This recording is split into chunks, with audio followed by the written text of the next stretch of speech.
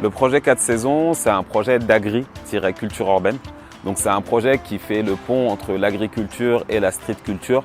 L'idée, c'était de rendre beaucoup plus accessibles les questions environnementales et écologiques en utilisant des codes que les habitants s'approprient déjà, mais aussi de créer de l'emploi autour de toute cette démarche environnementale, notamment de valoriser les espaces verts de notre ville qui étaient jusque-là, pour certains, inexploités. Je me rendais compte que c'était beaucoup des thématiques où c'est souvent les mêmes personnes qui en parlent, c'est souvent les mêmes personnes qui portent des projets autour de ces thématiques-là. Et l'idée, c'était que dans notre quartier, dans notre ville, notamment avec les jeunes, qu'on puisse vraiment s'approprier cette question-là. On est aussi porteur de projets, on est aussi force de proposition, qu'on a aussi envie de prendre le sujet à bras-le-corps et de s'investir. Et c'est un peu en partant de tous ces constats-là et de toute cette énergie que le projet 4 saisons vient.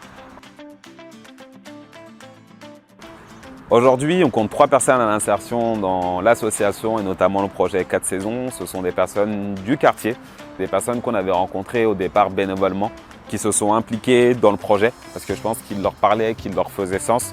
Et il y avait un démarrage, on va dire, en termes d'insertion parce que c'est par la porte du bénévolat qu'ils rentrent, qu'ils découvrent l'association et son projet 4 saisons. Et à partir de là, il y a un accompagnement social qui va démarrer, qui permet de les prendre un peu plus en charge et de créer des contrats qui nous permettent de les accompagner plus sur du long terme.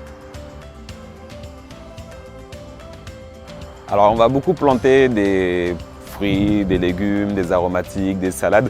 L'idée c'est que les habitants puissent comprendre qu'est-ce qu'ils peuvent planter dans un contexte assez urbain pour en tout cas les sensibiliser à planter en bas de chez eux, à cultiver eux-mêmes.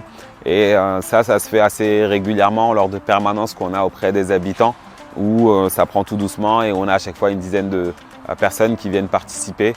On propose également des ateliers pédagogiques en direction des enfants, des centres de loisirs ou de l'association.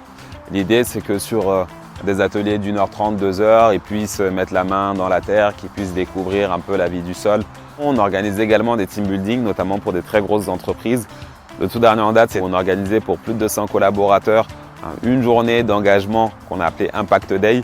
L'idée, c'était vraiment de rénover et aménager au maximum cet espace avec plusieurs bras.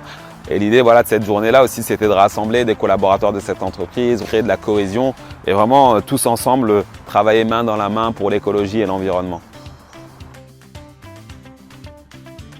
Alors pourquoi j'ai choisi cette fondation? Notamment, c'est pour l'accompagnement qui nous est offert. Le fait de pouvoir avoir des mentors, le fait de pouvoir avoir un réseau sur lequel on peut compter et s'appuyer pour le développement de son projet. Et aujourd'hui, on est accompagné, ce qui nous permet de prendre beaucoup plus de recul, d'avoir une vision beaucoup plus large sur notre projet et vraiment d'apprendre à mieux anticiper, d'apprendre à mieux gérer certaines situations. Et ce que ça nous apporte aujourd'hui, cet accompagnement, c'est une prise de recul qui est beaucoup plus conséquente, c'est une vision qui est beaucoup plus grande par rapport au développement du projet et surtout un engagement plus fort. Parce que quand on voit qu'on a de la confiance et du soutien, ça nous donne envie d'aller encore plus loin. Et c'est toute cette valeur ajoutée aujourd'hui dont on profite et dont on bénéficie de la Fondation Jérôme Gaillet.